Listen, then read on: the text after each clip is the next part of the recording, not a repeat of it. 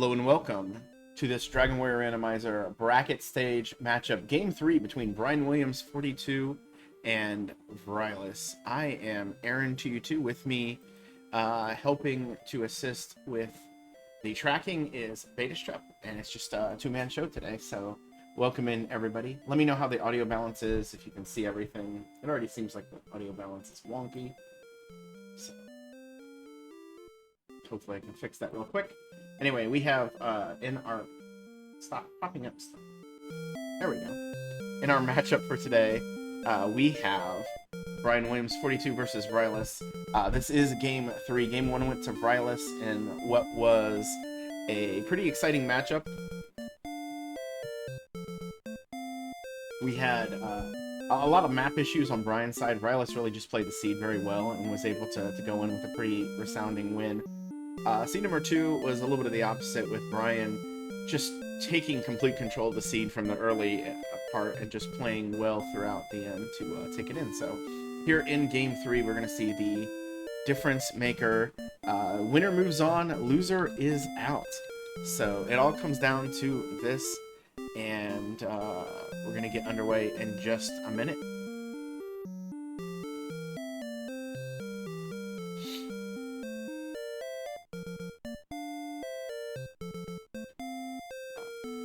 Again, the different styles of these two players, it will be fun to watch as we go along here, but... Okay, good. They started about the same time, so pretty solid. Hopefully my internet survives. It's been a little bit rough, but I didn't see anyone else volunteering, so I went ahead and did it. It does look like Brian's crop changed. So we have a torch and a magic key. Brian casting Radiant, very exciting. And what are our stats there? 8 and 12 to start, so that's fun.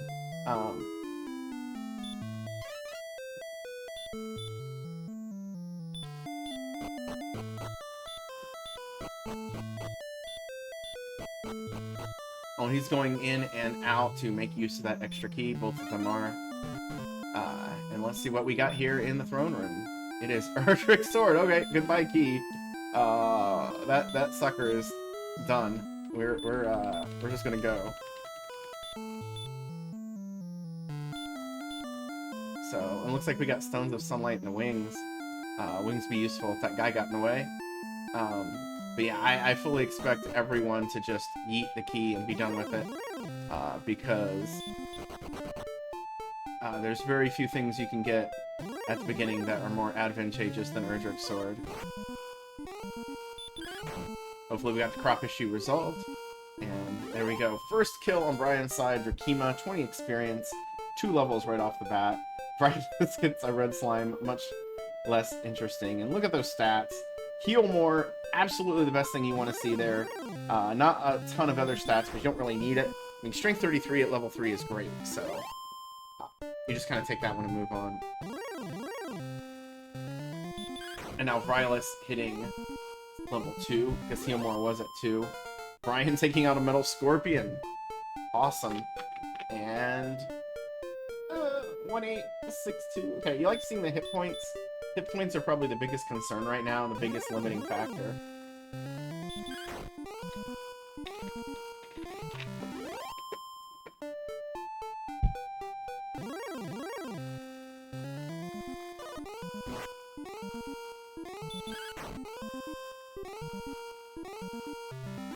Look at the bridge.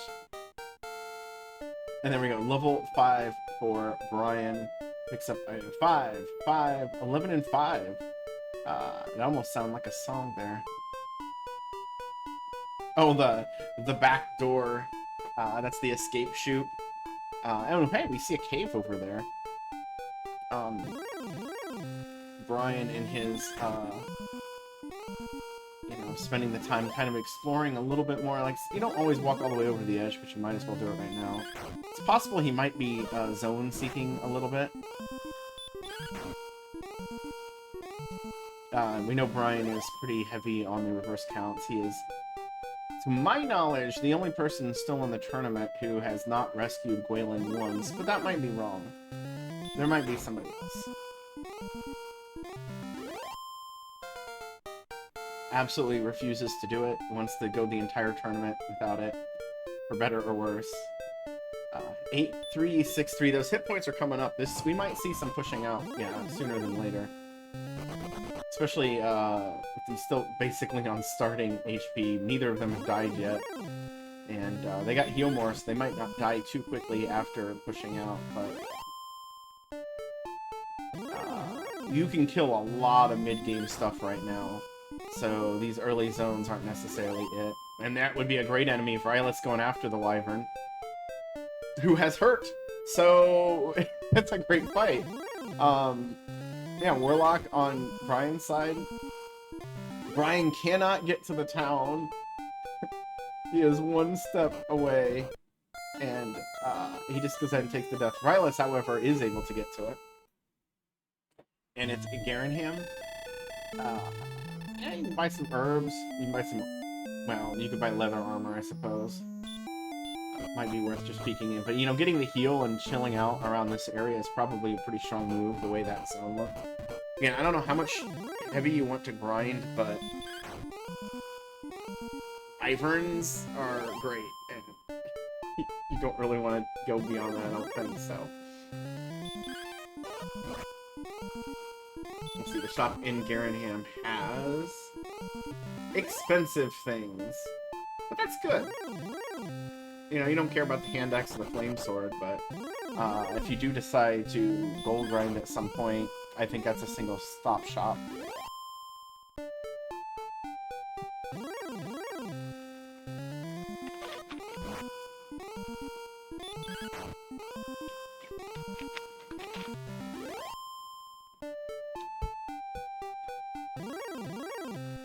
Oh my gosh, this green dragon with stop spell.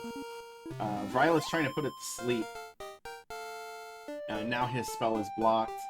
And now he's casting a spell again! You can't do that, Rylith! That's what that means. An immediate heal more. That green dragon is probably gettable if you fail, if he fails once or twice there, but... Brian, I think doing some mental stuff. I guess it wasn't everything. I was just half-played. But large shield silver might even be worth hanging around just to try to grind up the large. Although the fact that you got the treasury back here, Brian is a little bit more defense-oriented, I think, than other people. Like, he understands the importance of it. It's going to be really important with Repel, if and when we get that somewhat soon. Because there's a whole lot of stuff that you don't really care to fight here really quick. Oh man. Wolf 2, we're just finding great enemies. We haven't seen the showstoppers in the overworld with Sharlock entities. I mean, we've seen a green dragon, but the green dragon with its stop spell, which Brian could stop spell and possibly take down, doesn't know about it. Rylith with the island surge. Yes, you gotta keep the spark over tile dream alive. Although we have seen that show up in a race, I believe. Or maybe it was just a casual seed. It wasn't even one that Zhu forced, because he's done that before too. And their exploration taking in the same direction.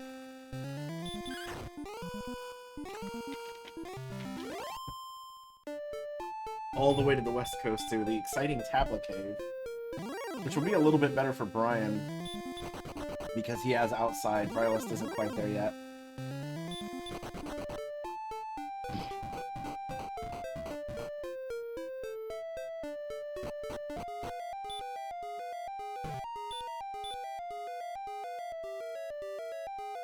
And Brian checked. I didn't see what the item was, though. I missed it. Checking something else.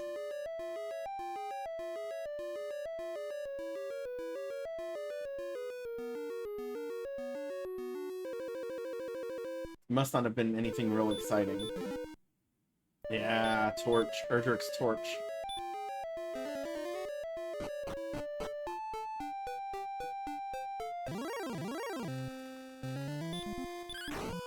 Yeah, and I'm not surprised Brian's swinging on this. It's a bit of a... Nah, I guess he decided against it. I was gonna say, it's a bit of a stretch, but... You're getting a little bit low on resources, so dying doesn't quite feel as bad. You probably want to finish exploring the area, but at this sort of low level, it's a hard thing to just guarantee.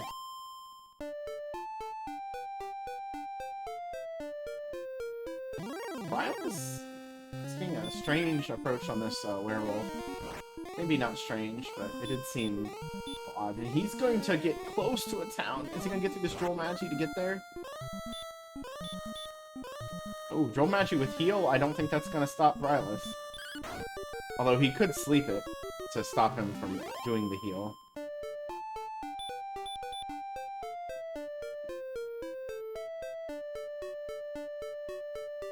No, I literally had somebody DM me a picture of Ohio with an anime face on it, and it said Gozaimasu underneath it.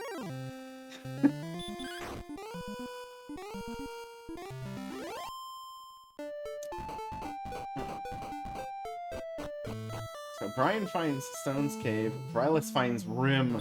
Oh, that's big. I mean, this is going to be a fast-moving seed. Again, early armor, looking at Rylus, yeah, he's checking the key money. It's possible Ryan can still get over there. But... well, there we go.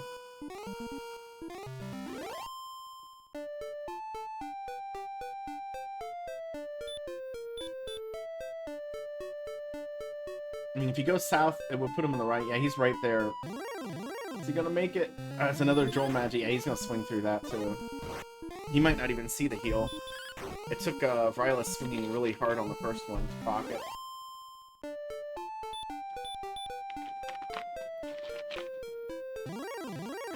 Brian rubbing his stones. And getting the fun. You don't ever use the stones.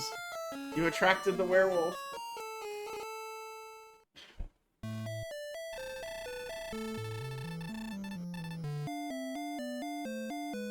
So that could be important. Dying right before Rim. Rylus sleeping the Rogue Scorpion. Interesting. He's trying to utilize that sleep spell pretty heavily. Again, the AP is just on the range of being good enough that you don't have to worry about that. Or maybe I should say the HP. Rogue Scorpion, great kill. And it looks like Brian's not... I guess that's a shortcut back. It gets him out of a few of these nonsense encounters that he'd rather not see. And Rylus with the wings himself, and he used the herb. Yeah, it looks like Brian just wants to eke out the next level before pushing out. Yeah, Repel would be great. Regular heal would be nice. Hurt more, you never hate hurt more.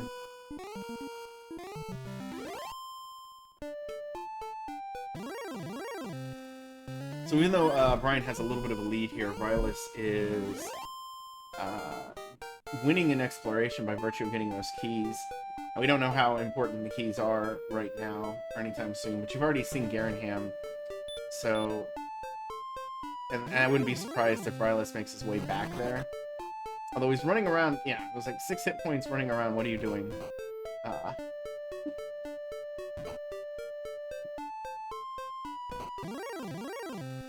Yeah, so 8 was not... terribly important.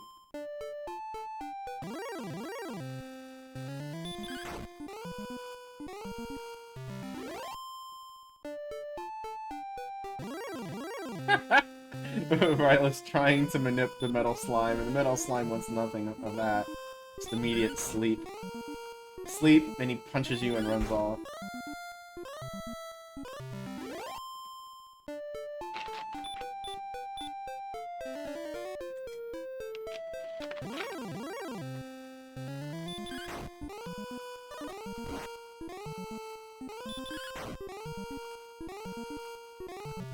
Rylus is about 1 kill away from getting that very exciting level 8. And it looks like Brian is not pushing out. Is it the northern zone, or is this something else? I don't know if this was the one that had the wyvern in it. Okay, good. Yeah, this actually makes some sense to grind in. Although, sleeping the wyvern, I'm not sure if that makes a ton of sense. He can, I think at minimum, you know, you get the experience, but you also can get enough for the half plate.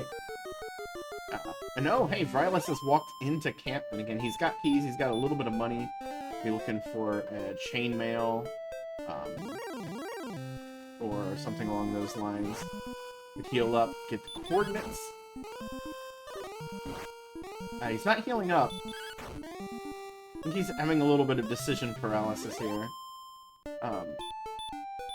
Like, herbs and healing and armor, I think, would be a great combo. Oh, he's gonna sell the cursed belt. That concerns me a little bit. Oh, he wants to load up on fairy water. I see, yeah, because he's, Well, here's the thing about fairy water. In Repel. You have no defense, so it doesn't do a whole lot.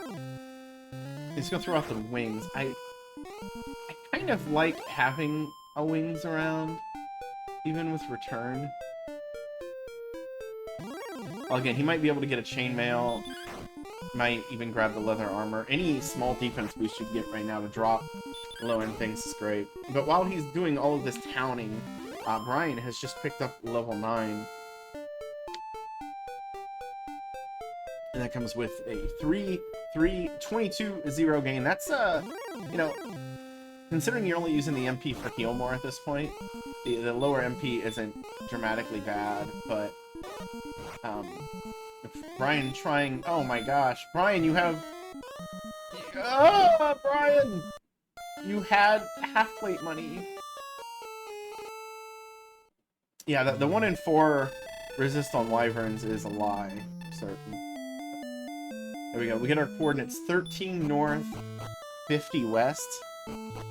I think that's going to be a normal count, because we saw both of our runners go quite a ways west. You could try to, I don't know, you'd have to have a really good idea of how far you went west and zone-wise, and I just don't think you're going to do that. So.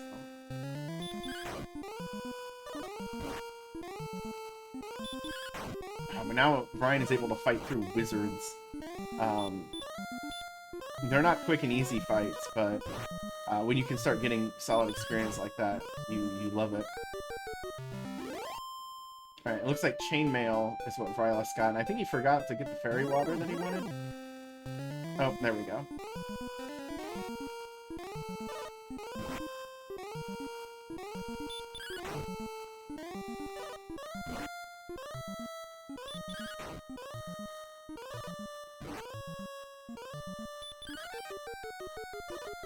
Now Brian having fun dancing with the metal slime.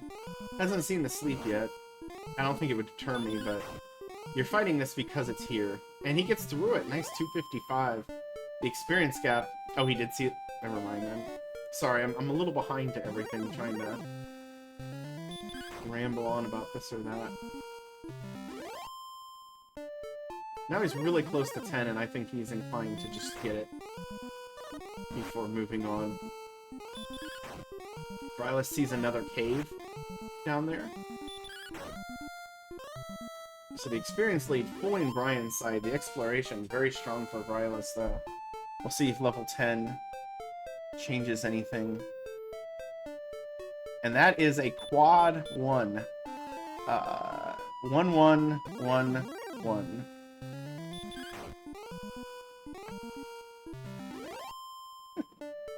Those, Hey, Tilo. Well, they started with a loose key, they both used it, and got sword in the treasury. Vrylas has since found Rim. Brian died 1 or 2 steps away from Rim. Which is... not great. But Brian has just been dedicated to grinding and getting a lot of experience. Well, Vrylas hasn't been stopped. He didn't have a whole lot of resources when he found Rim, but he did find it quicker than Brian. And since then, his exploration has been stopped. So even though...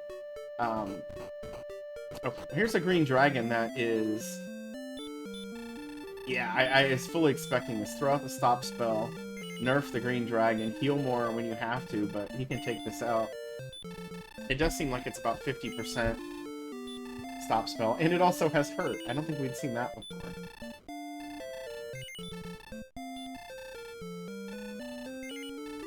Now, Violet has not made it back to Garenham, but Garenham was pretty close to start. So they're probably just waiting until it's time to die to go do that. And there we go, half plate purchase on Brian's side. He's got some gear, some armor finally. And Violet is repelling, which is actually benefiting this exploration a little bit. 32 defense, you're repelling warlocks and skeletons, but this also means that Violet is the only one with the coordinates. But we haven't seen the scary Sharlock enemies to shut people down. Green Dragon and this Wizard, I think, is as high as it's got so far. And Vrylis has seen a ton of the map. Like, he's running out of map to see, I think.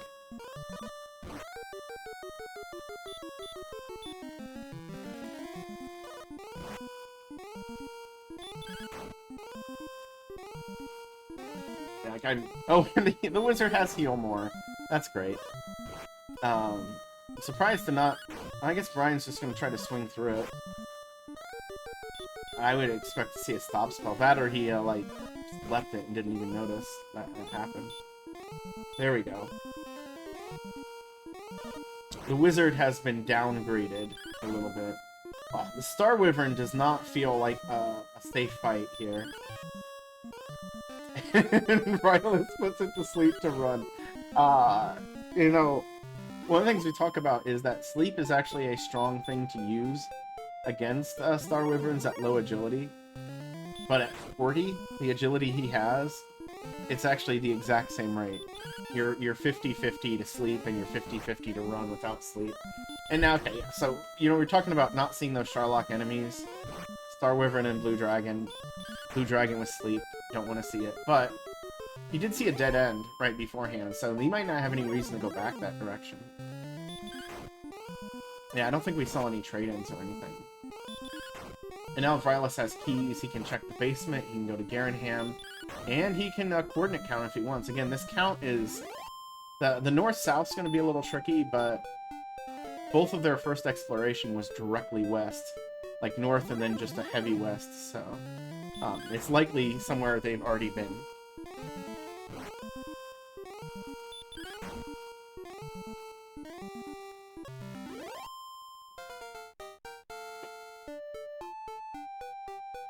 So it looks like the king has imprisoned the jerk for his many crimes. And there we go. Level 11 has Repel and Hurt More. Every spell at level 11, actually. So, this is surprising me that Vrylis is kind of dipping over here.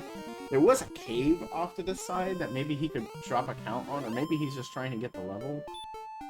This is some real weak stuff to even bother getting a level on, though. Wanted to give the Dragon Lord his best wishes.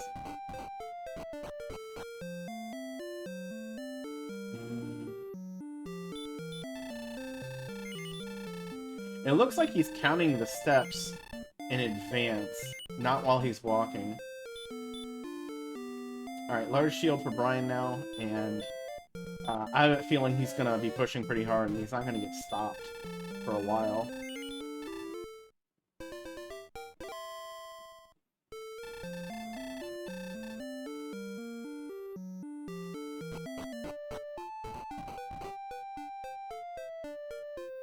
Another green dragon for Vrylis says, yeah, like, they were basically on the same screen. Brian is now going to rush the town.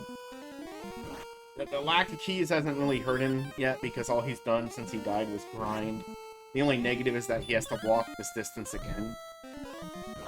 But it wasn't terribly far to Rim.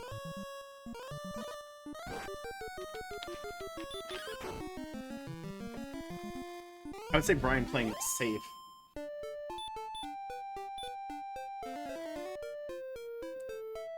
Is the way I would say it. You can't knock what Vrylis has done, because he was fully successful in everything he tried to do there.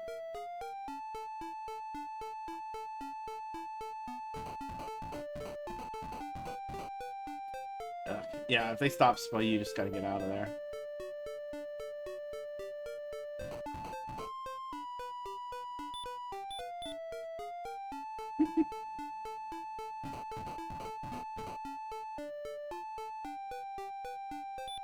There are some interesting commands that exist. Oh wait, I think I got it put in wrong.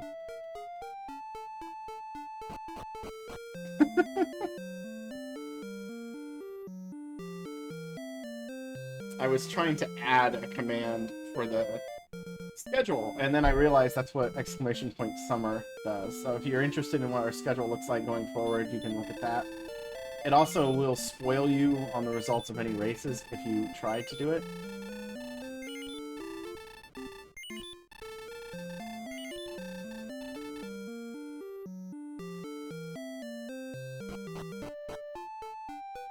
Yeah, it's actually armor polter. I don't know why I thought it said armored. So Rylus is doing something interesting with this count. And it looks like he's focusing more on the line.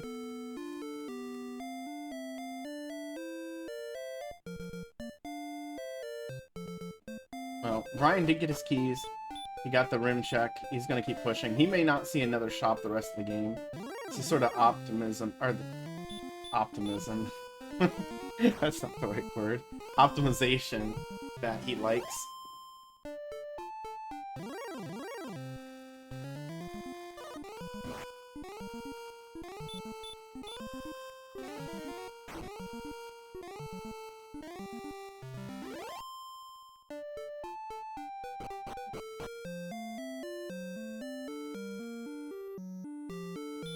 He's committed to it. I don't know if he has the, like, which count he was doing, because it was kind of jarring the way he was walking.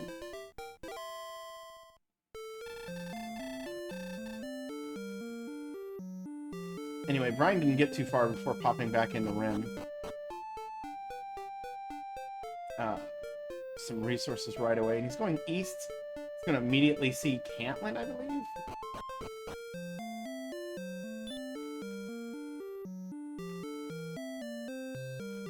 We have seen the coordinates under a bridge before. That has happened. It's very strange and awkward to search a bridge, but...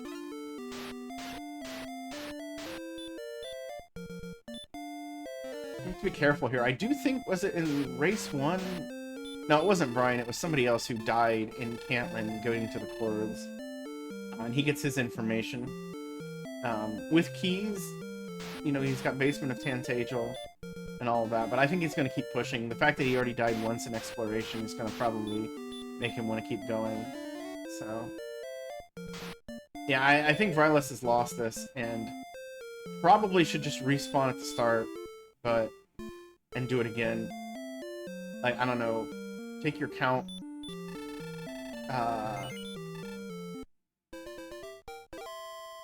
so that I'm just going to kind of count the north to see if I can get the line that he should be on. Because right now he's at 10. 11.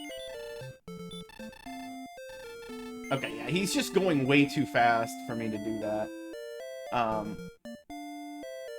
Maybe he's healing up and then he's going to do it. Although, if you're going to do that, you might as well just win in the castle. I think some people overrate how long that takes. Oh, and he's going to check behind Garenham, which I think I would have done before the coordinates. You need too many things to just hone in on one thing. Brian has rediscovered Stone's Cave, which he's already seen and realized halfway there.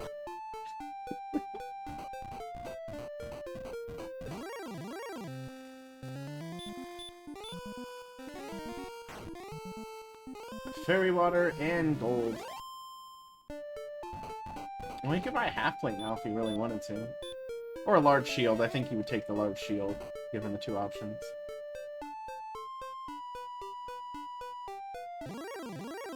Okay, now I would be a little hesitant to do this before the coordinates, but... It might be worth checking the spike, too. You're not going to be able to kill a lot of stuff, but if it's a green dragon, he knows he can take those guys out. Hey, look, it's Charlock.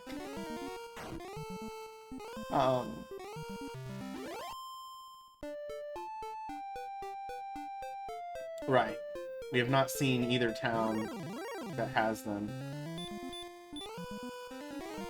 And I think you're right. He was not far enough west by a mile.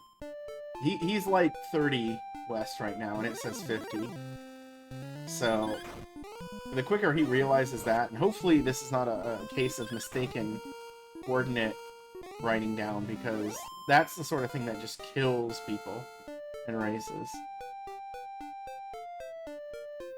Alright, level 12 for Brian. There's some nice stats. The stats are getting kind of close. The foot is pushing a little bit harder on the pedal now. So you realize you're not one level away. You could be 2 levels if they're very good.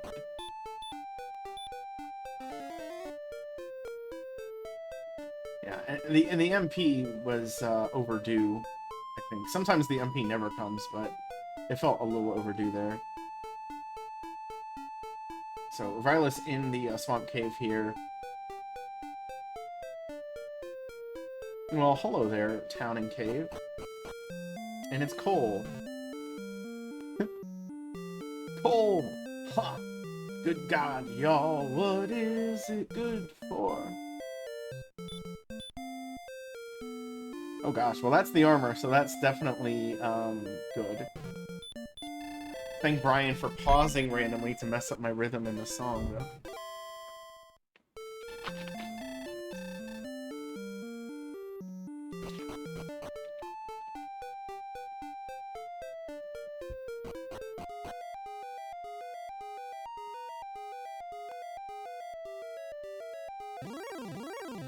And Mountain Cave for Brian, too. He's in full control of this one, can get through here pretty easily.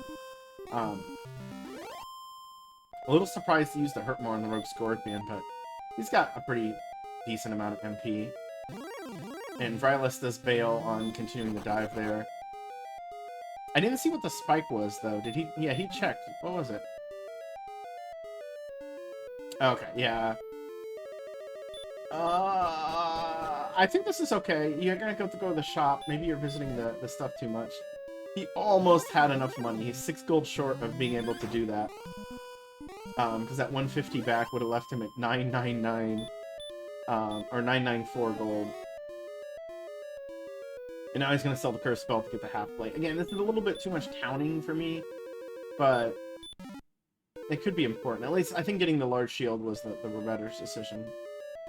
Meanwhile, Brian is 4 chests through through Mountain and has found nothing of importance. Yeah, Mountain is fully optional. That would be good for Rylus, but like you'd have to have found everything before you get there. And I think Brian is getting ready to. He's gonna check the basement, and then he either goes straight to Garenham or he might do like a half coordinate count, drop it, and then go there. Oh.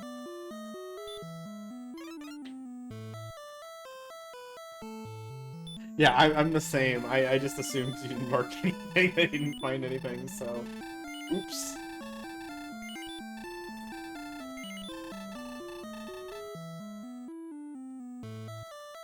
Again, I think Rylus is just being too fancy here. Just count this out normally. 2 steps at a time. When you take more than 2 steps, it worries me that you're doing something fancy. And fancy is, unless you are very comfortable with it, fancy is the enemy of counts. Like, you see what Brian is doing. He went up 13.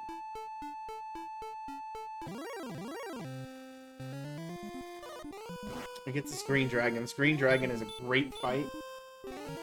Now that he has the armor, it's even better, but it was great before.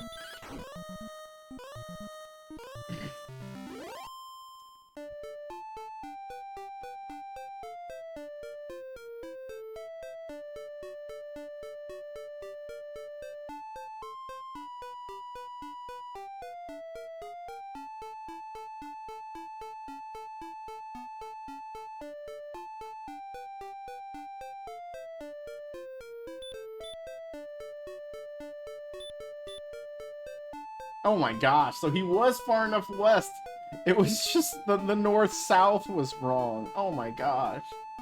The easier of the two things. That's going to hurt when he gets there and sees that. It's also going to hurt because it's the flute, which will make the golem spike fightable, but you're probably, I don't know, you could do it. It's not that far away. I don't know, you're not going to really want the flute to fight that spike unless he gets there with the sort of hit points he has now. That is a difference between our runners. They are playing on different builds. Rylas continues with the strength agility build, while Brian uses the standard strength hit points.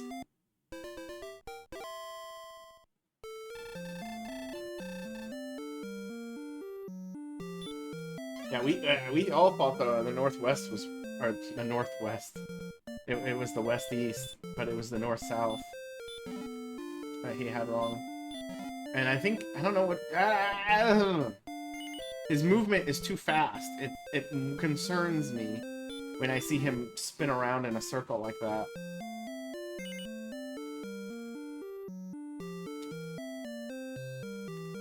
Meanwhile, Brian is approaching. Maybe he wrote the north-south down wrong, because he's south by 2.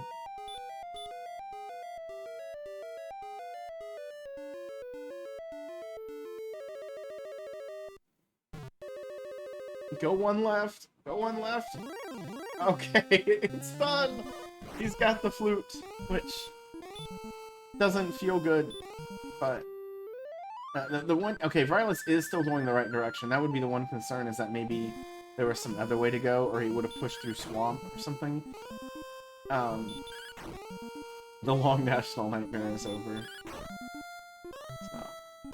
Now Brian slept a golem. Again, he doesn't have a lot of heal mores, so I can kind of see it. The hit points are a little bit borderline. I don't know. I don't like golem fights with the flute, generally speaking, but I'm not going to criticize it.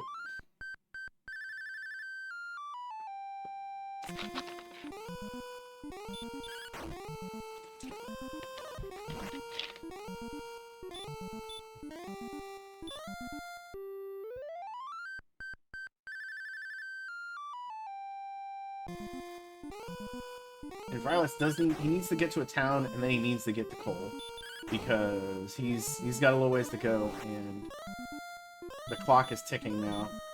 The experience gap here is massive, and it's going to continue to be massive for a while. Especially as Brian continues in on these golems. And any advantage Rylas had for the early exploration has been completely muted by the just inability to get that count done.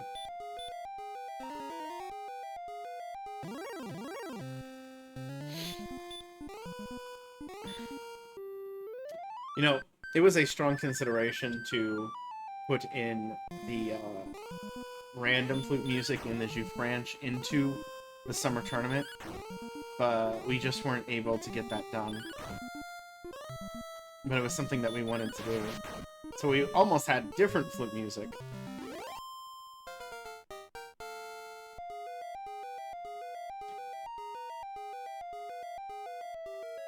So 2-10-2, not really rewarded for that grind.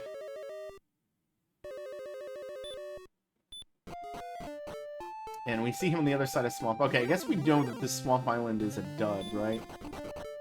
Unless there was a south to go right there, but I don't think there was. So we're missing Hawks and Grave. We've seen 2 Cursed Belts, I think.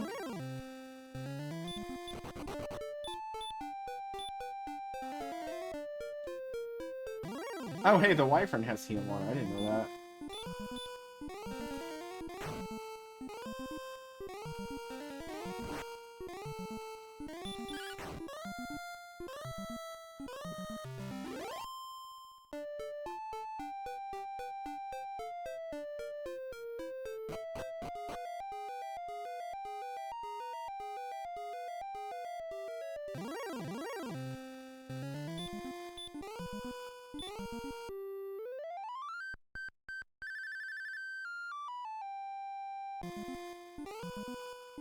Hmm.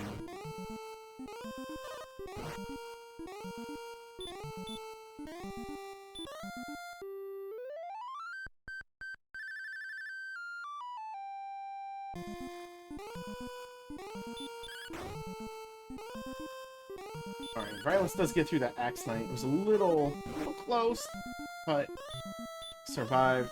Golem fight again for Brian, continuing to do the fluting. You get the feeling he's just going to do this until he's out of resources.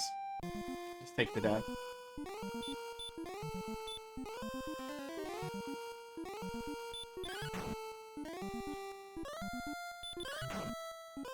Yeah, the worst part of the overworld we saw was the part where Violus died before. Where, the Star Wyvern and the Blue Dragon. Does concern me a little bit. We don't see Reds, we haven't seen a Stone Man. Some of the Sharlock enemies. We already know Blue Dragon is Sleep. That's not good. So... we haven't got... oh, there we go. Violus has found coal.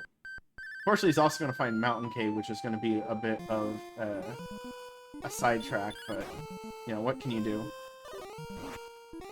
And the interesting thing would be that Brian didn't push past Mountain, I don't think.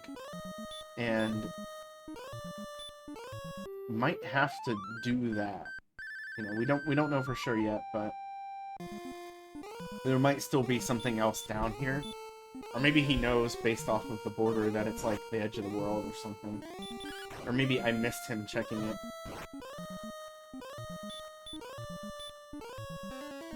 So Violus into Mountain is, again, the experience gap is just exploding. While we're in a little bit of a holding pattern here, I do want to mention we have 3 races coming up tonight. We have the Bob Pineapple Pav Game 3 at 7 o'clock. Diabetes the Second Sausage Link Game 2 at 8 o'clock. And the Angel FM RG365 Game 2 at 9. Hopefully we can get some podcasts done in between, but because we are about 3 races behind still. But today is the last day of any real amount of races being scheduled. So we the first round of the tournament is coming to a close pretty quickly, and this will end the matchup between these two one way or another at the end of this. And it looks like Brian decided to just take the death instead of, you know, fluting to get that last level.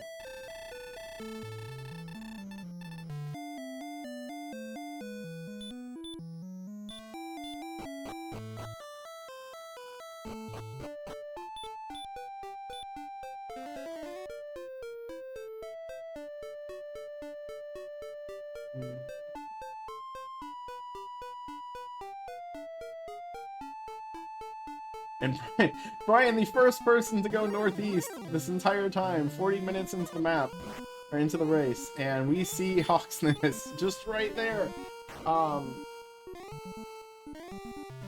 Perfect, wonderful.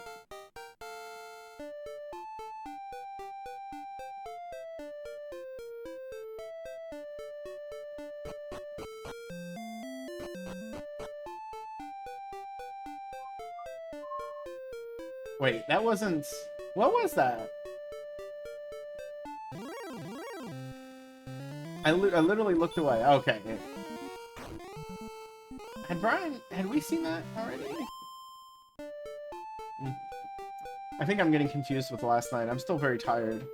And some of the races from last night really stuck in my head, so... Alright, I guess we'd all forgotten about Breckenary. Oh well. Violus now seeing the Star Wyvern being a jerk bird as expected.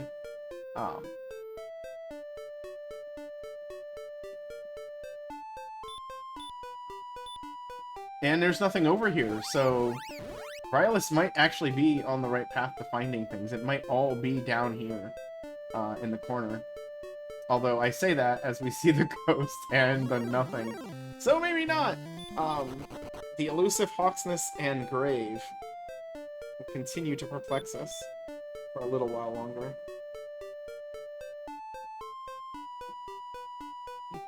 You know, I missed level 14 too. I think we all missed level 14.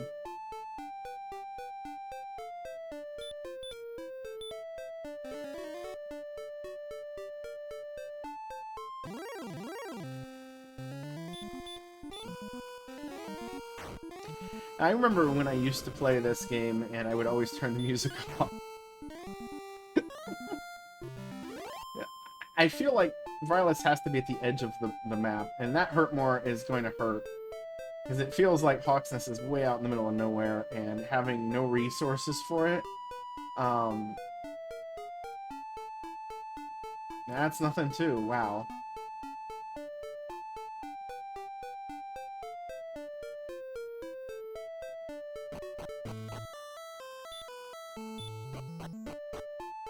You know, 5 hit points, that puts you over, you know, comfy level for to win the game. But okay, we're back to Cole. There are some more paths to go yet. Vrylis makes it back just in time. Perfect resource. Probably feels pretty decent about that. Again, we still have this crazy gap, but if Vrylis is able to get the remaining things reasonably efficiently and get to that grind faster, it is a golem. It's going to go pretty fast, especially if he does not flute. Although people have been pretty happy to flute golems in this. And here we go, the final frontier, maybe. And we see a cave immediately. Well, the fact that he needs 2 things, it's definitely better to go to Hawks first, so you know what's there, because if it's like the Death Necklace, or if it's nothing, then you know I'm going through Grave until we're done. But now he's going to go ahead and die there. I mean, there's also the possibility the top of this could be Harp Token, and you're done anyway. Vrylis isn't going to worry too much about the Death Necklace. When you're picking an HP build, or not an HP build like he did, you kind of have to fade that. So you have to dive deep here. I mean, this is also actually good knowledge to have. The worst possible scenario here would be, for me, would be if you found one of them. Because then I'd be like, okay, we got an 80% chance, or we got a 40% chance that one of them's in Hawksness, 40% chance, but I guess that would also mean there's a 60% chance it's in Deep Grave. If you really want to dig into the crazy math of it all. But those 40-60 odds tend to really hit you hard. I've seen multiple people lose tourney races and stuff because they counted on 40-60 odds for something and it didn't work. There's the token. Went to double check, I guess. Brian's still taking great fights out here. He is repelling, he's just getting some good enemies along the way. Yeah. And if this is the Harp, then he doesn't have to go to Hawksness. And he can just do his trade-ins and kill some golems until the end of time. And Brian is getting to see all of the map that Vrylis saw and didn't find anything. Oh, this town feels different. And he found Hawks. And... oof.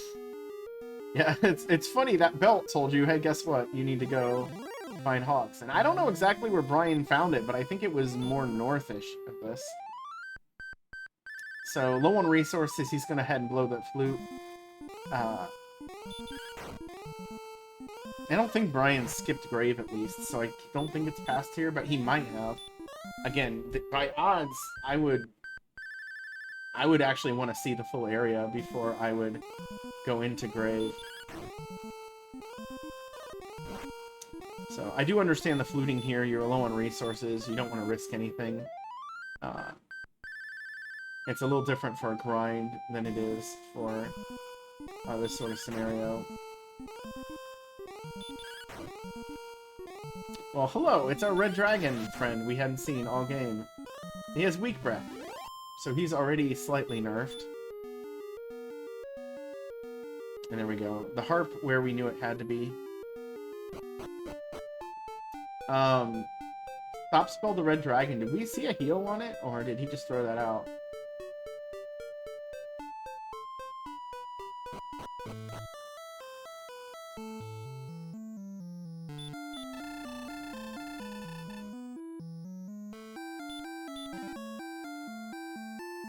There we go. Harp trade-in right next to where the harp was. Still needs the token, though, which we know is in the 4th chest of grave. Yeah, Rylus is not near it. It seemed like the path to Hawks was... I don't know. I kind of lost track of it.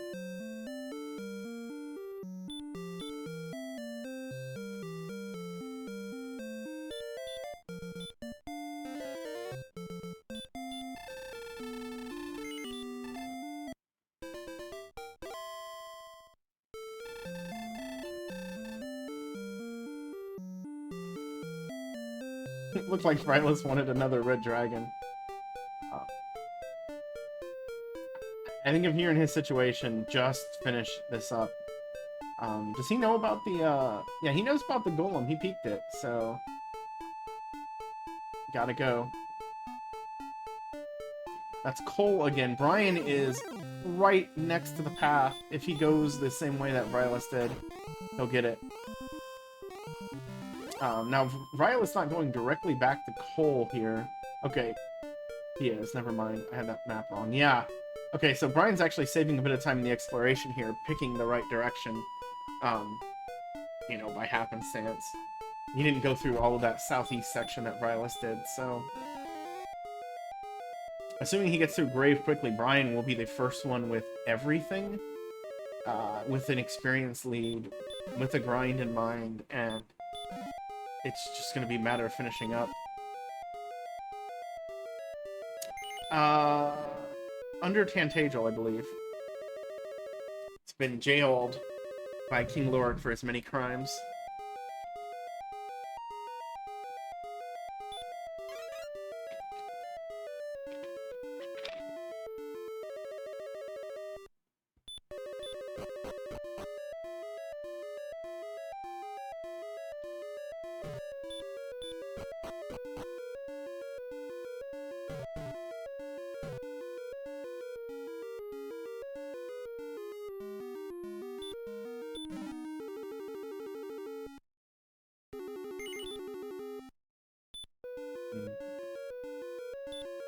We'd seen this before, so yeah, Hawksness is just southeast of here, I think.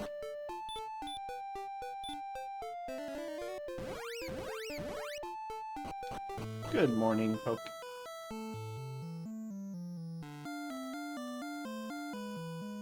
Yeah, Brian's gonna do his trade-in. He's just gonna go straight out to Garanham probably and finish this up. Which on that note, you know, at 100 attack power, we're not really super close. 111 attack power. So we're at a dramatic gap for go, but it could come really quick. We'll see. It's possible. Yeah, he does top off on keys. You might wonder if that's necessary. But considering where Garanham is, it probably is.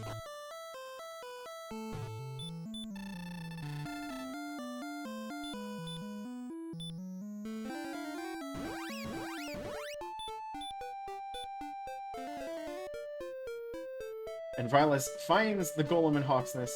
He finds Hawksness. He finds his last thing. And we don't have the Fighter's Room, we don't have the Death Necklace, and you have full clear info if you're Rylus. Mostly if you're Brian. I think Brian would actually take the odds. If you end up at a level where you need, like, the Death Necklace, or you need 2 more attack power to be viable, it might be worth going on.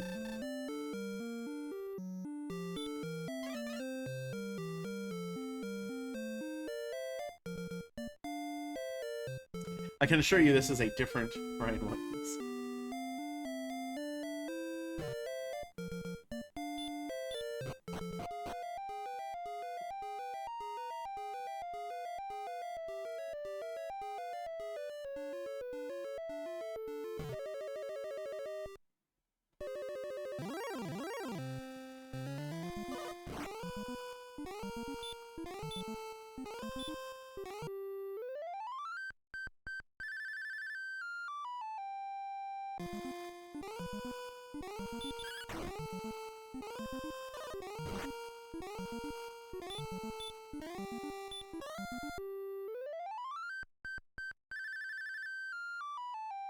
Oh yeah, this is some hot flute action. Yeah, exciting.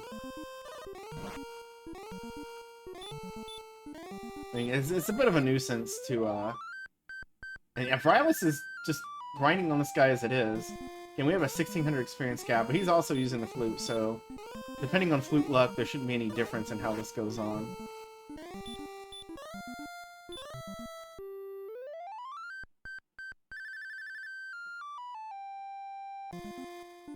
The question I would have for you, Tilo, is have you tried playing the flute for him to put him to sleep?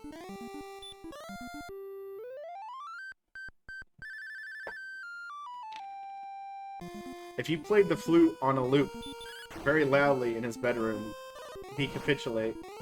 And that is insanely bad for Vrylis. Oh my gosh, that you're right next to the harp trade-in and you died to the golem there, and he didn't need any additional things to kind of break bad, but that one is awful.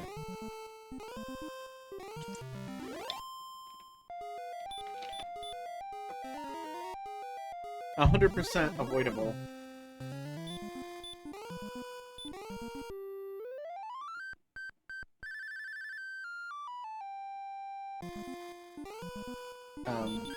And again, if Ryan plays this out the way it seems, if things work without any surprises from here on to the end and he manages to win, it isn't going to matter, but it's going to sting a little bit in your memory throughout all of this.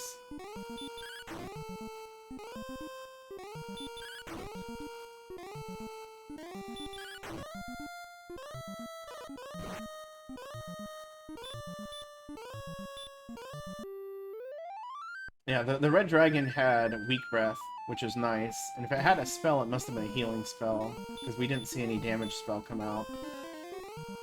For sure.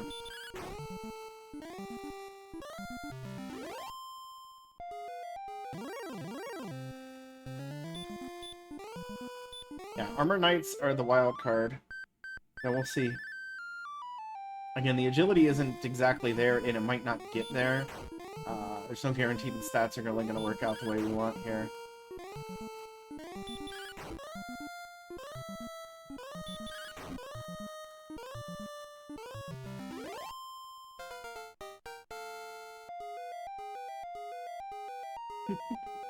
And level 15 comes with 5, 4, 8, 14.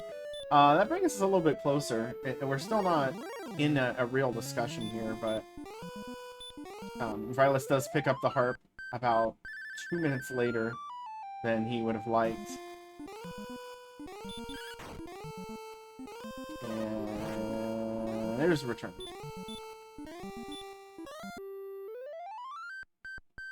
At 116, you will kill the Dragon Lord on average 29 swings with 10 heal more, so he's a gap of 17.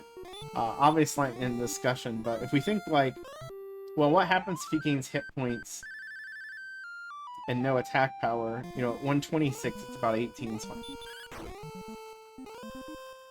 Yeah, we still need a little bit of everything.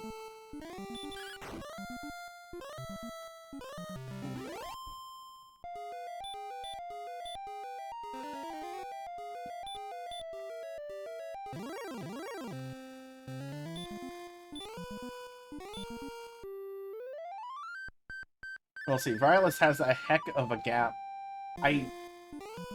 Aside from different go level decisions, I'm not sure that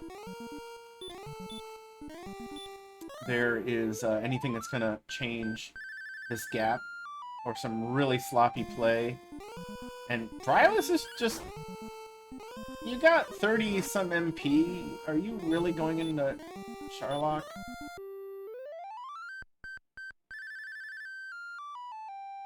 Maybe he's hoping for some red dragons after he's seen them. Swinging on a blue dragon here is awful, though. You've already gotten killed by these guys. Maybe I'm being a little bit critical here. I just don't understand. This feels a little bit aimless.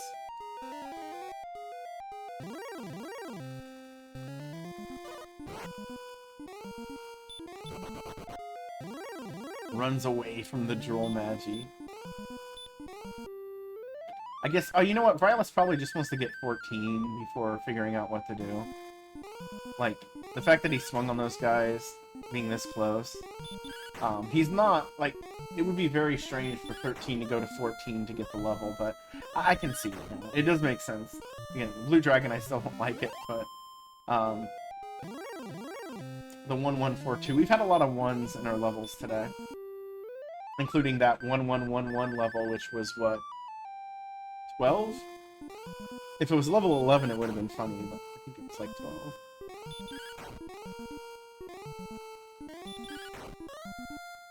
And now I think we'll see him go to...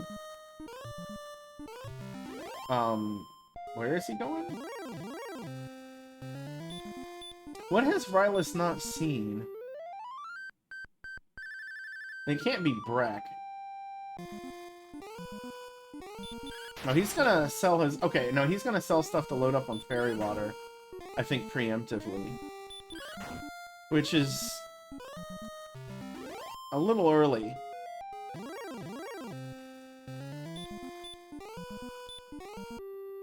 Okay, it was level 10 was all the ones. So there we go, thank you. Beta, I was trying to figure out what you were doing for a second.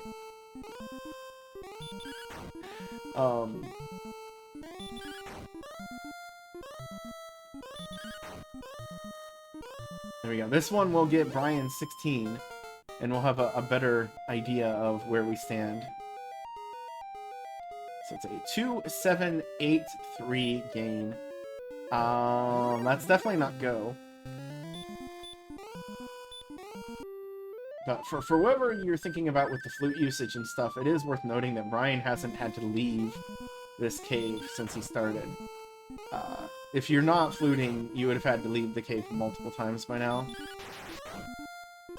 So, it's a hard thing to measure.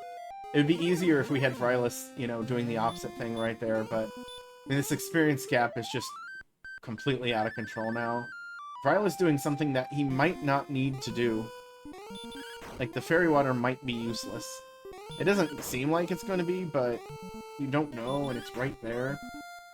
And then I'm not sure that this is a time-saving maneuver.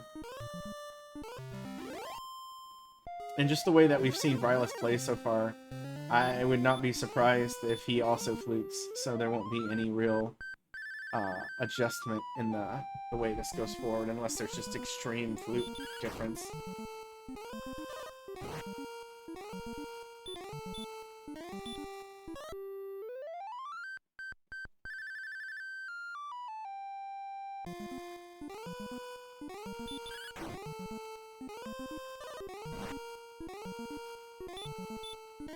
And there we go. Oh!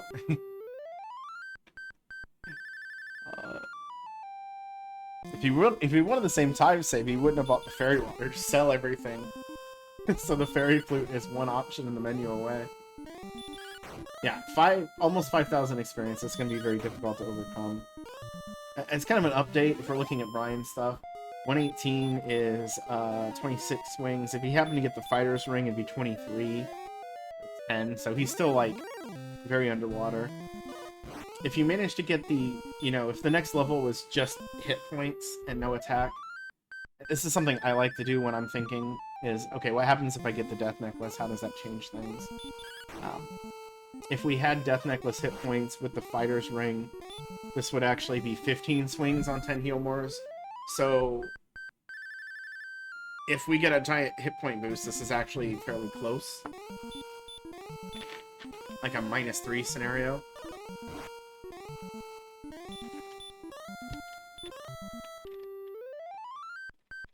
If you load it up on Fairy Water, -2. Maybe -2. 130 is kind of it's one of the ranges where the amount of swings dips, and whenever that happens, the range is a little bit lower. At least on my charts, again, I don't use anyone else's charts, so there can be minor differences that I don't see.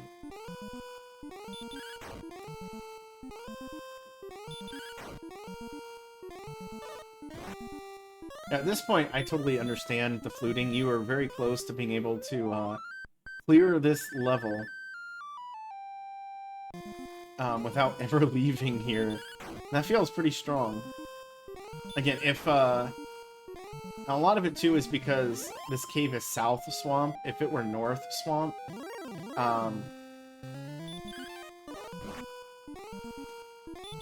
you know what? You don't feel bad about killing this wolf because your one golem puts you at now 967. So you get one more wolf, you get a droll magi, you get a wolf lord, and it's one golem to the level. And if that's it, then it's a time save. And if it's not, then it's not.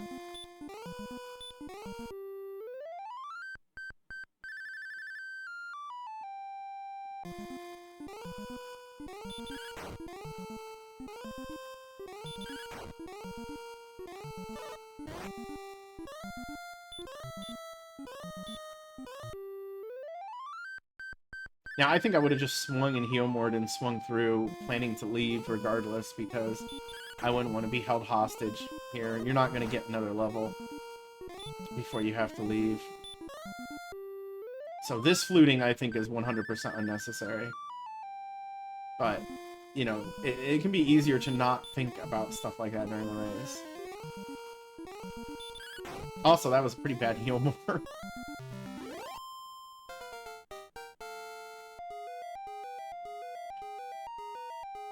So we have 6, 10, 8, 6. Those hit points are doubles territory. 124 is 19 swings on 11 Heomors. Fairy Water would bring that down to about 17. Maybe 16. I would say 17.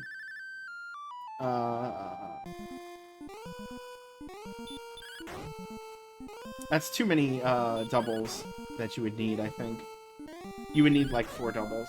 So, although there is the Fighter's Ring, and if you got the Fighter's Ring, then it's 18 swings, 16 after, so you would need 3 doubles.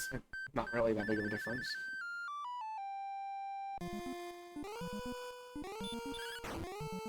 Yeah, and if we had a few more, if the hit points come, let's go. If the next level is 0050, you go. Maybe not even 5.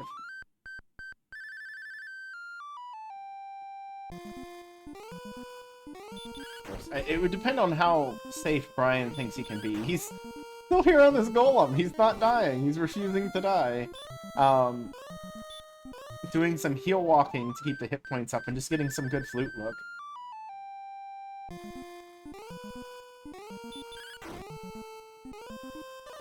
And again, it's not something that he would be penalized for at all here, because it's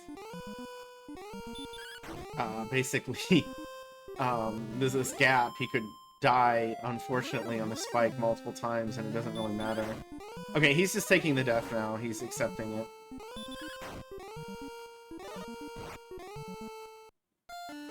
It's actually a scenario with some of the enemies you know on the way there. If you really wanted to push aggressively, you could even just dive now, but I hate the dive and grind when the MP is part of the problem. If you're not at like 13, 14 Heomors, I don't think I would do it, so.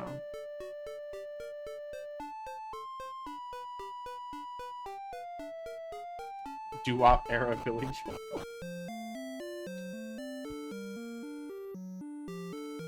Yeah, although I don't think Brian has seen one, so he doesn't know that.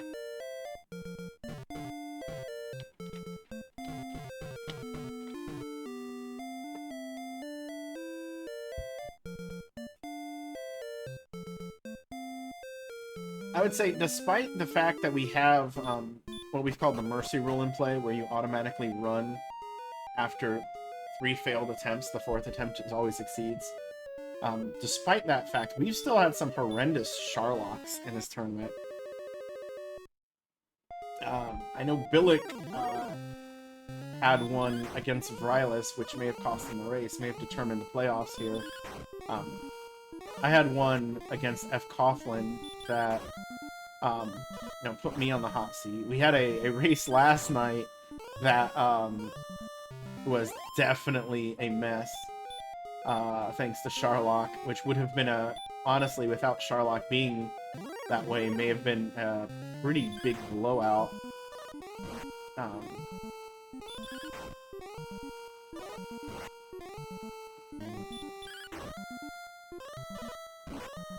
I would say the exact opposite. EMP was only close because of Charlock. There was a multi-level lead.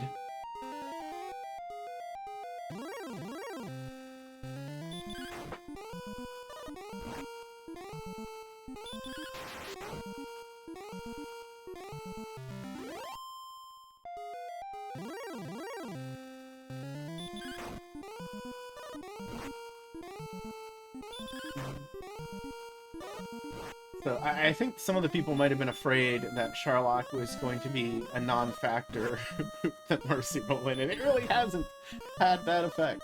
Definitely have been more runs saved than not because of it, but I don't know. It's something we can reflect on a little bit stronger, I think. You know, Beta, I thought you might have been trying to do that. Anyway, level 18 is Go. We see 9 power, the rest of it. The moment I see 9 power, I'm like, oh, this is Go. And Brian is going to die to the Golem to get a full refill. Again, at 133, it's 14 swings. He has 13 heal mores. You probably don't even cast Repel because you're that close. You just walk straight there.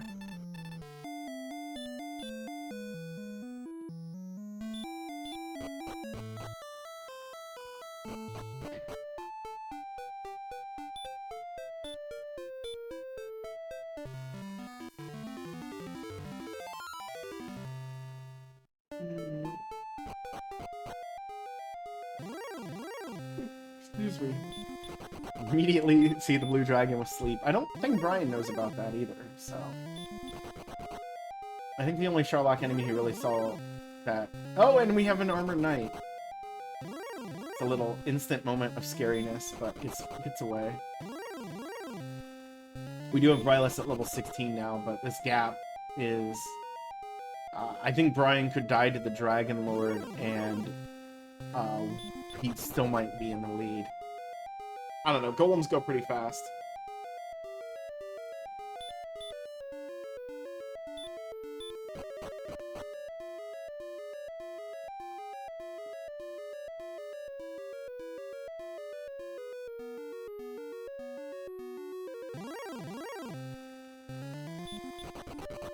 He's heal walking, which...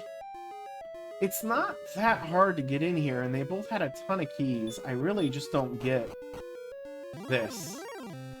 I don't know. Somebody else would have to play this seed and, like, grind the exact same way to time it against each other. And then there's still pockets of RNG that would be undeterminable, but...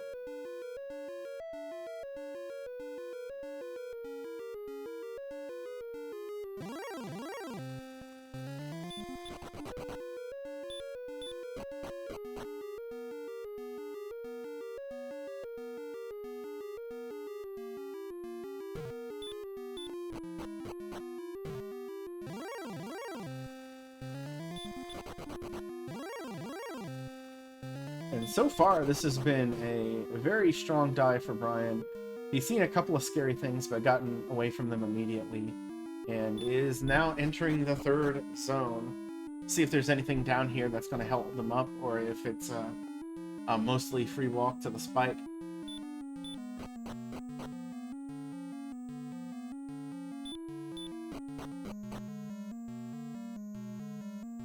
No reason to check the treasury here. You got a 2-swing advantage. That is, it's not free, but it's almost free. Especially with the chance of getting doubles, which is through the roof. He sees a wizard, uses the fairy water. There's still enough of this floor that's probably going to be worth it. Even if it's just the one enemy. Especially these desert tiles. Sometimes it feels a little bit annoying, but I think you're about as likely to see the same amount of enemies on this right desert path as... Not quite, but it's just about as many there as you do the rest of the way there. That'd be some interesting math to do. Get not to the spike. Now here's the spike, and it's an Armored Knight. An enemy we know nothing about. Except that they're hard to run from. And it looks like that's all we're gonna know. 3 swings. 3 very strong swings on an Armored Knight. Takes him out. And now the walk, tenuous walk to the Dragon Lord makes it with no interruptions. Mash B, and the fight is underway.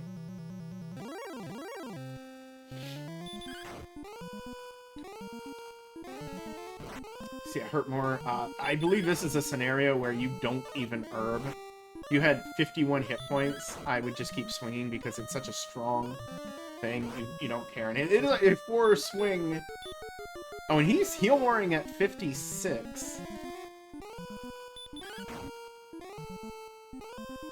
I don't know. It's not going to matter, but I see the reason for doing that is that you're going to take only 1 hit from the DL1 instead of 1 hit from DL2 afterward. But yeah, way in advance. I have already lost track of the count. I am terrible at counting. Unless I'm counting for myself, and I write that down.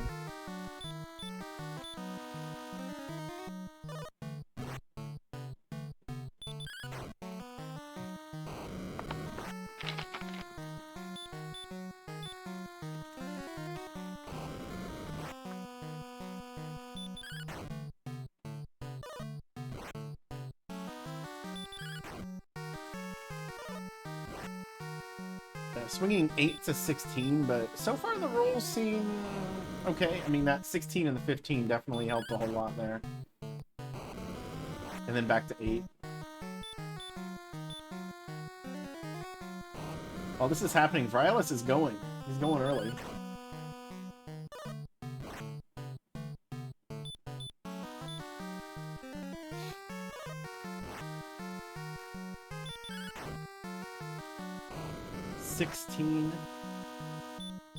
Again, with that odd number on the attack, that actually increases the likelihood of getting a max hit. It still shouldn't be as likely as anything else. 11, it's about in the middle.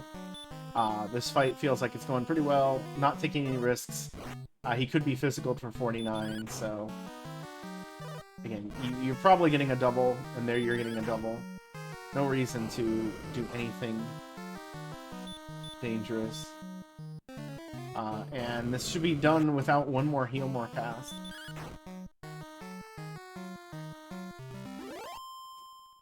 And there we go. GG's out in chat for Brian Williams 42. Gonna take the short walk back to Tantagel and finish this race as the winner and finish this series as the winner. I'll be moving on to the next round, the round of 16 in brackets. Congratulations.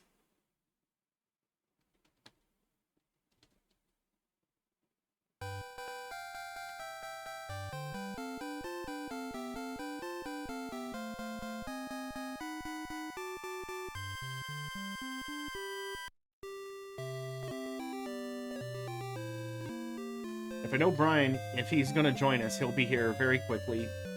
Usually,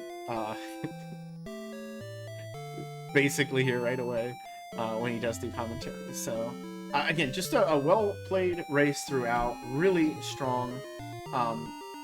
It's not even really a mistake, but it was more just a blemish, not getting to rim.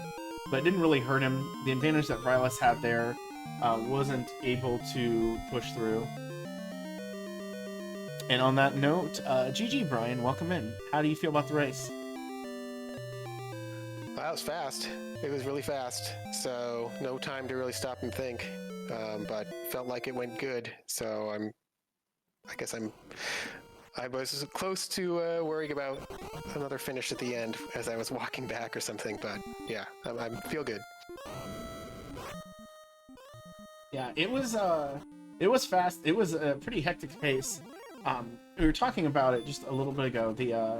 I'm sure there was no real thought about not just eating the key because sword is like the most important thing you could find at the start.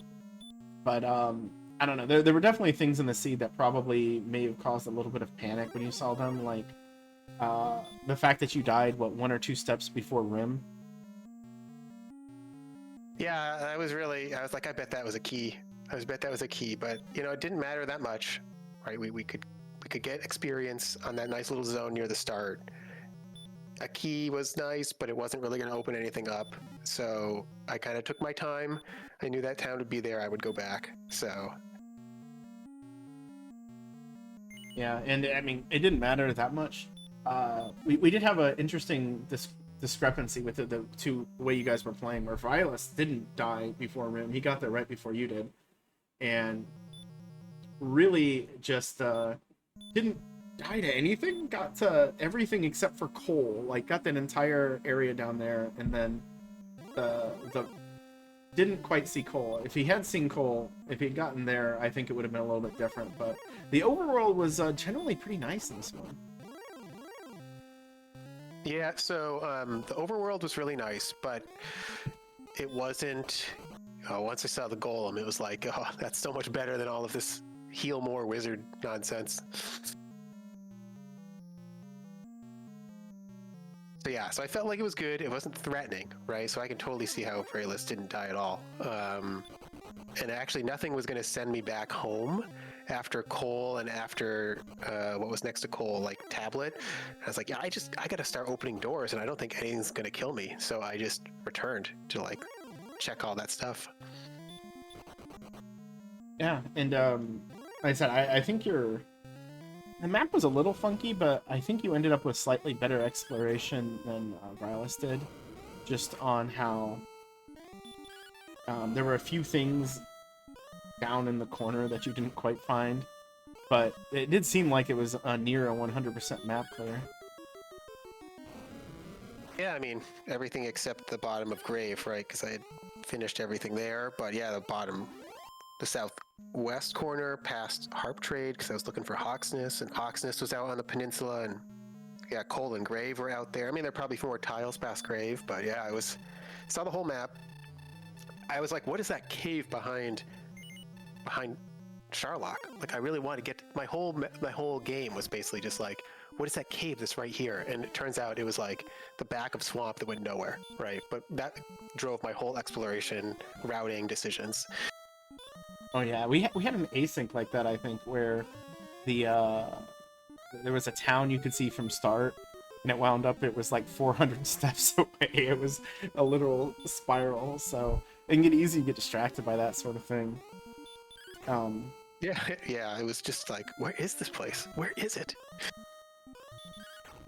Yeah, so there was some question in chat. I might be understating it. Maybe it was just everyone wanted to rag on you a bit. Well, we'll get back to that. But Vilas yeah, is... I want to know. Yeah, Vilas is starting on his Dragonlord fight, which is interesting. He's going at 17 with Fairy Waters, grab the Fairy Ring out of the treasury. You didn't know for sure that was there. He did, because he did full clear Grave. This is a very tight, though. I think he's going to need some luck to get through it. But yeah, mostly it was a conversation about the Fairy Flute use, where I think people were a little curious at what point in your head were you thinking about not using that, or was it just working pretty well for you and you wanted to keep riding it? Yeah, I mean, the refill is really slow. You gotta walk. I mean, I bought a bunch of keys, so I could do the loop without having to walk through Garenham inside, but it's still slow. You gotta walk out. I wouldn't have had any MP for repel on the way out. Walk out, walk around. So I was just actually committed to going till I died, and I was really hoping I would get some levels to see, and I got all the way to 17 on that one refill. So I feel like it was very efficient. And then once I knew I could probably just need 1 level, it was like, okay, switch to heal more, just burn up the magic as fast as you can. Yeah, and to get back here, we just saw Vilas get a double 115 with not the most defense. It's pretty surprising. He's in this. Fairy Water did roll pretty well. Beta has been tracking for us, thankfully. I think we're at 109 with 4 swings left, probably, maybe 5 if you can get another double in here. Last swing might be that double, so 121. I mean, he's rolling 6 to 13, so this is he's still very much in this in a point that didn't seem terribly strong. Yeah, I did not feel good about a dive at that level. I knew I could go to Breck and get fairy waters, but it's like you gotta sell stuff, you gotta buy stuff. It's like a lot of time, and I could just kill some golems, right? And I got halfway to the next level on golems before I died, so I was like, yeah, let's just finish the level and feel better about everything, hopefully. Oh, we need a big swing here. And it is not enough. That is 155. Not enough to clear the range. Ah, He gave it a go, though. I appreciate that. And that's the sort of thing maybe you have to do against somebody like you, because again, you're 5-0 in your groups. Violets did get the first race between here, but you've played very well in this tournament, and that can push people to things like this. Also, you know, when you're strength agility and you look at your hit points, you might think, oh, this is death necklace territory, and I don't, which it isn't, but you're not always, you know, got that calculation in your mind, and you might think, I gotta go right now, I don't have a choice. So. yeah, I mean, I think there's some stats that can work out for the strength agility, right? Actually, like a ton of HP works because you can still get doubles, but get like that better defense on repelling and on maybe a double, right? We saw, I guess, an extra double that Vraelis got that I probably wouldn't have gotten with a couple less. But yeah, I think it's tough when you have like 10 less HP. It really takes away some options. So,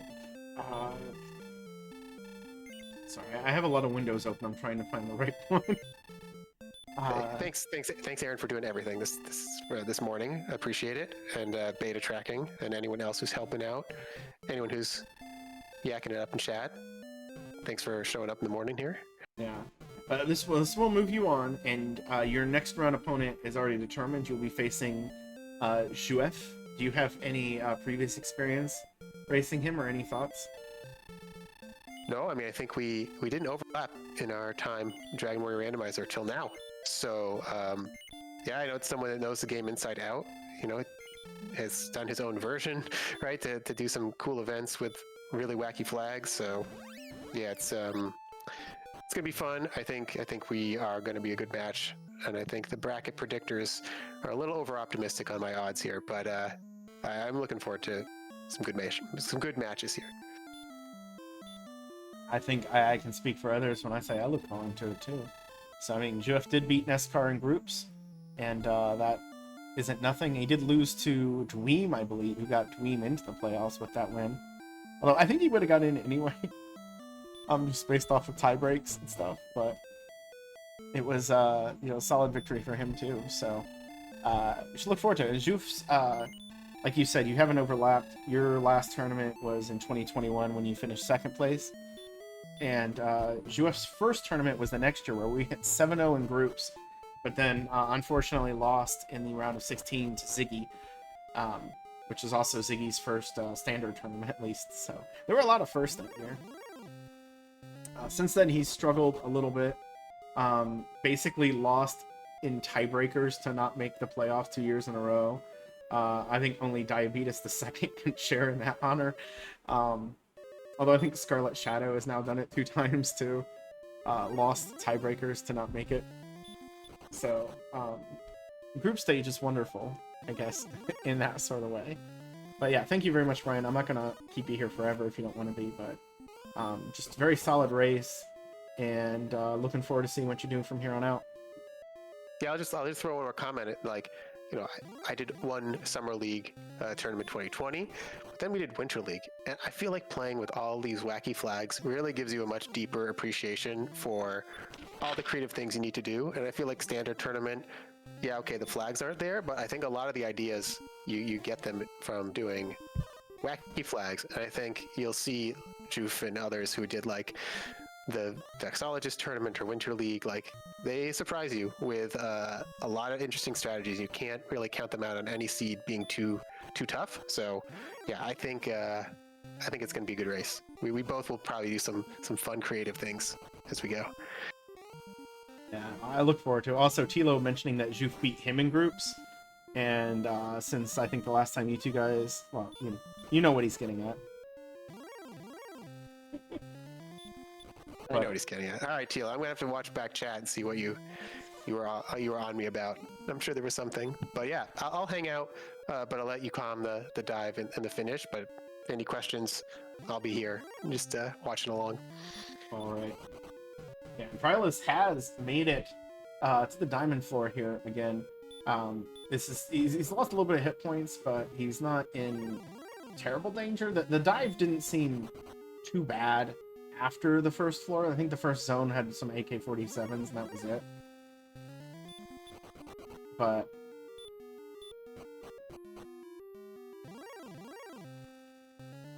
Werewolf getting away, maybe. Oof. We get some enemies here. Star River is only 25% sleep, but since it took a few swings to get through them, you saw it a little bit more. You'd like that. If yeah, and then the Blue Dragon also fun. Now we knew Star Wyverns had sleep because Rylus saw them in the same zone he saw Blue Dragons. He just managed to get away from the Star Wyvern with his own sleep, I think, at 40 agility. So it was like a 50-50 either way. But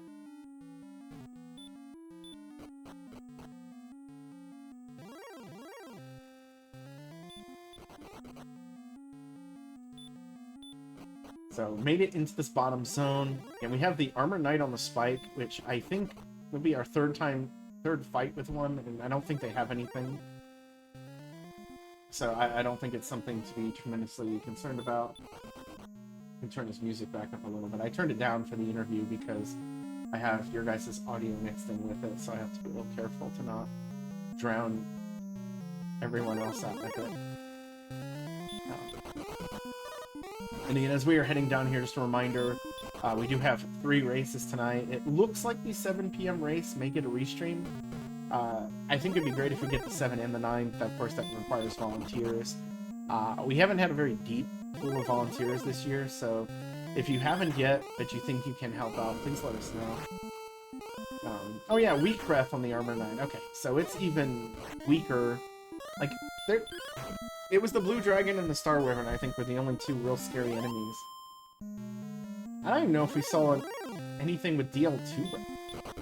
Wait, what did the Blue Dragon have? Because I never saw anything from it. It was 50% sleep. Oh yeah, that's not so fun. So, Rylus does get to the Dragon Lord. If he can get an opening double here, that's huge. If so, he'll be using herbs just straight out the entire time. I would say on normal odds, it's like 18 swings. The fairy water he has will bring it down to 16. He's got 11 Eelmores. So he'll need something around 3 doubles or some really good rolls. So if he can get an opening double, that's one of the ones he needs. Otherwise, 115 is not very strong for doubles. It's going to swing. Again, 115, the likelihood that you get a double off that isn't very high. So this makes sense. We get the opening, and he does. So this should be an opening double. Fairy water for 14. Another fairy water for 9. That's 23. Again, the difference between the last one and this one is he does have 1 extra fairy water. He had the ditch one. I've already lost track of the count. I am terrible at counting.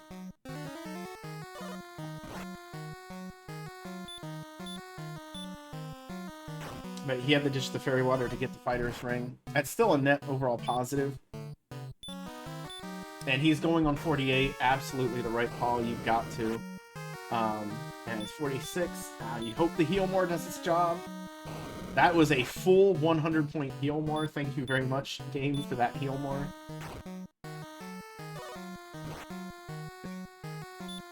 Sorry, Veda.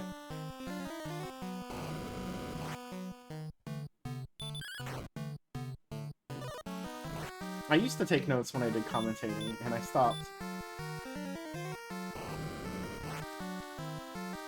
It probably would be a good idea.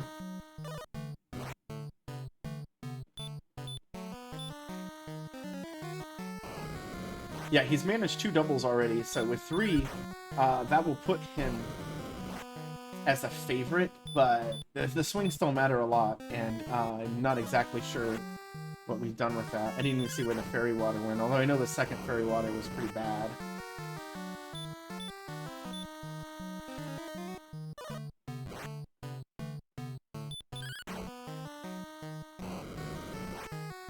12. Yeah, any swing he does that's double digits is great.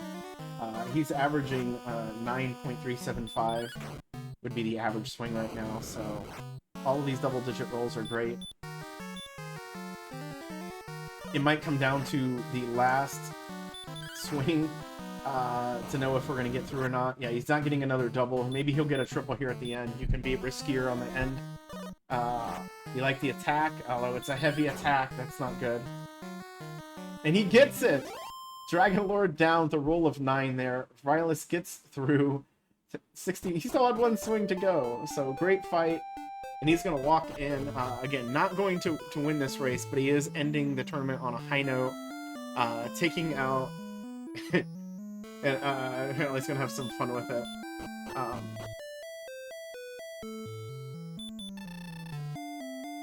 Thank you, King.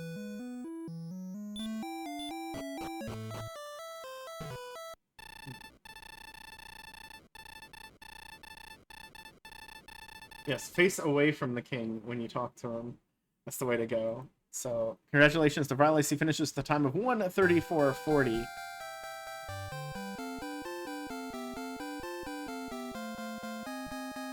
And we see 157, so... What was it? 155 before? Just a little bit nicer. Just a little bit more on the rolls, but unfortunately not enough.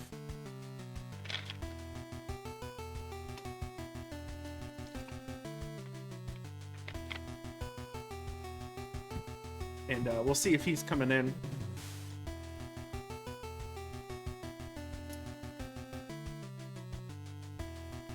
Oh. I hope he does join us because I want to talk to him about something he just said in the race. Okay, here he comes. Oh, welcome, Rylus. GG on the race. What are your thoughts? If you can hear us.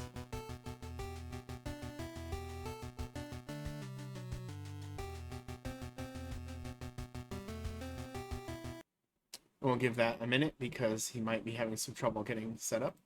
Oh, there you are. Yeah. Hello, Rylus. Yeah, sorry about that.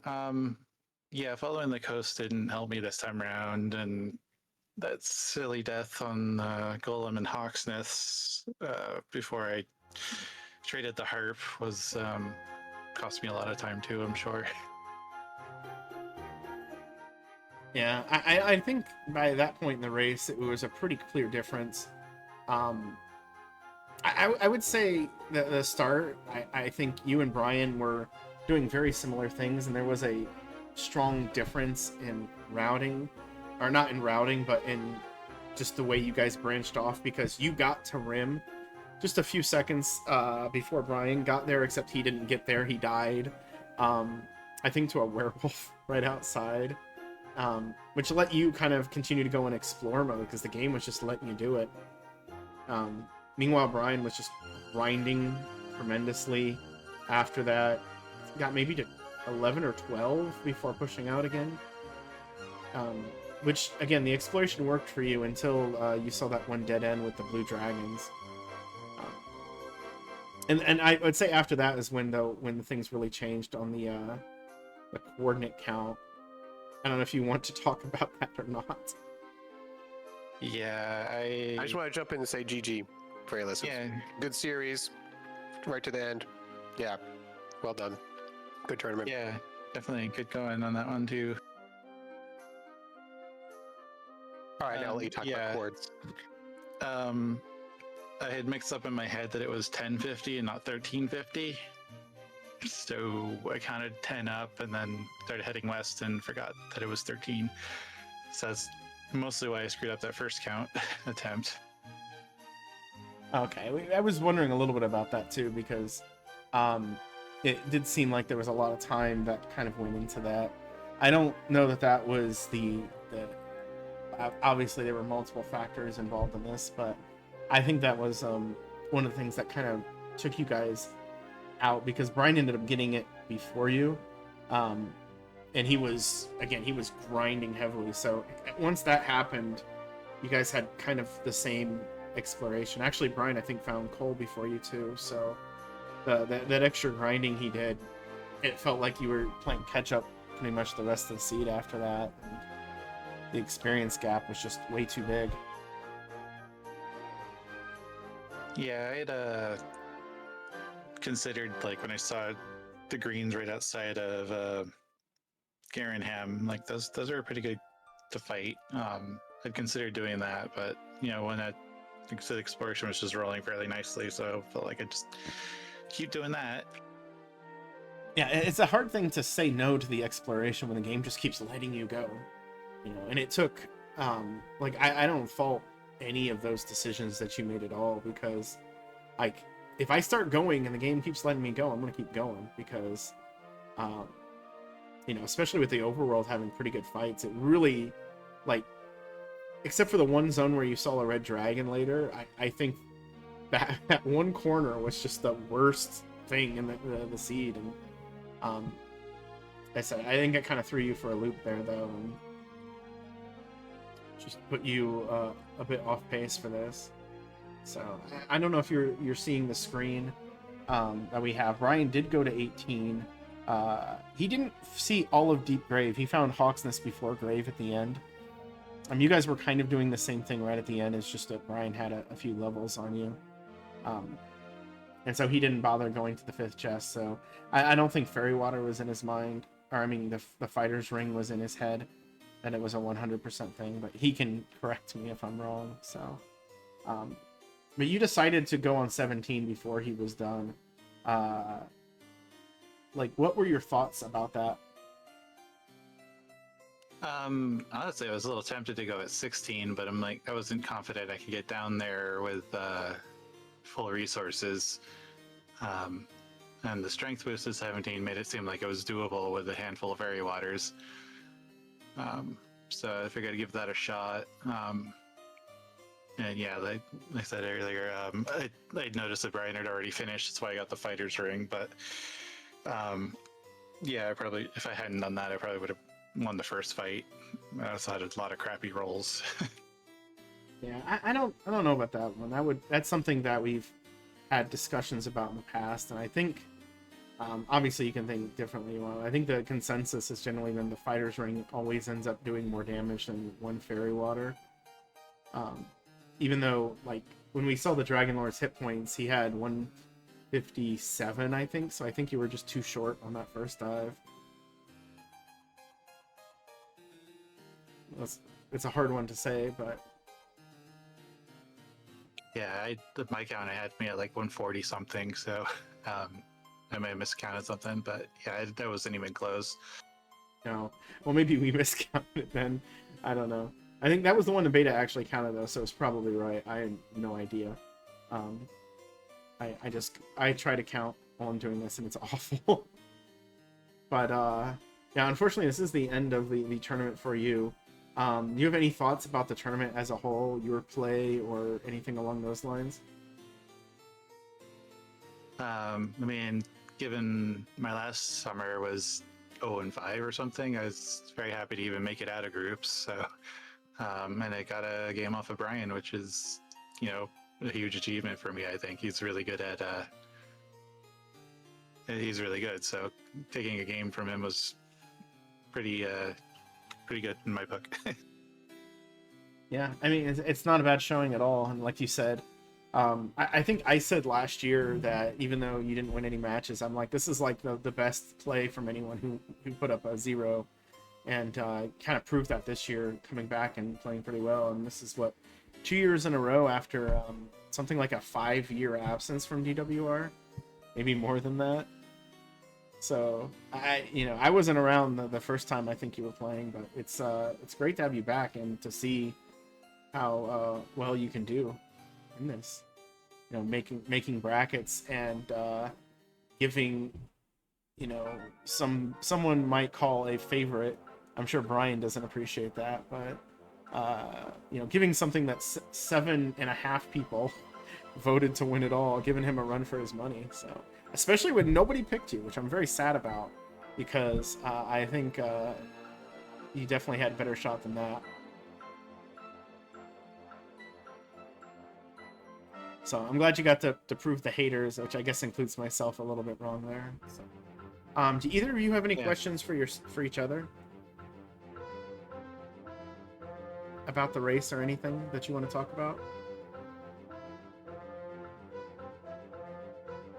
No, I just, you get a sword at the start and it's just like you're off and running, right? So it feels like there's no time to think. I don't know about Rayless, but it just felt like I take notes and I couldn't even like stop to write things down. It just was so fast. Yeah, I took a while to find my pen and paper. I forgot to grab that before the race started too. So that's why a lot of the early fights were kind of sloppy looking. But yeah, and sword and 14, 16 experienced enemies that you can one shot. Like we had good strength too, so that it was a much nicer start than our previous games. Yeah, that's for sure. We didn't get beaten by the game. One of us is going to win, but the game did not win that one for sure. I mean, I did have 2 excellent dodges against me. I didn't notice either of those. That's to my own detriment there, because the excellent dodge. No, somebody did. I did see the Dodge Viper pop up. Was that the Star Wyvern early on? Maybe? I don't know. We got or I guess in betas, I think it's the Dodge Shadow or something. He had that email. Yeah, I think one of them was a Warlock, and I forget what the other one was. Yeah, I know. I had a Demon Knight that dodged like 3 times in a row or something. It was just like, come on, man! I know I can win this fight. Just let me hit it. Yeah, and I think when you were doing that, Beta was literally talking about how you were playing this very smart, since you were getting dodged repeatedly by Demon Knight. The game has a sense of humor about these kind of things. Yeah, and that's the best way to play DWR, is not like you play it seriously, but afterward you realize what it was and what it is. So, but again, yeah, thank you guys both for participating. It's been great.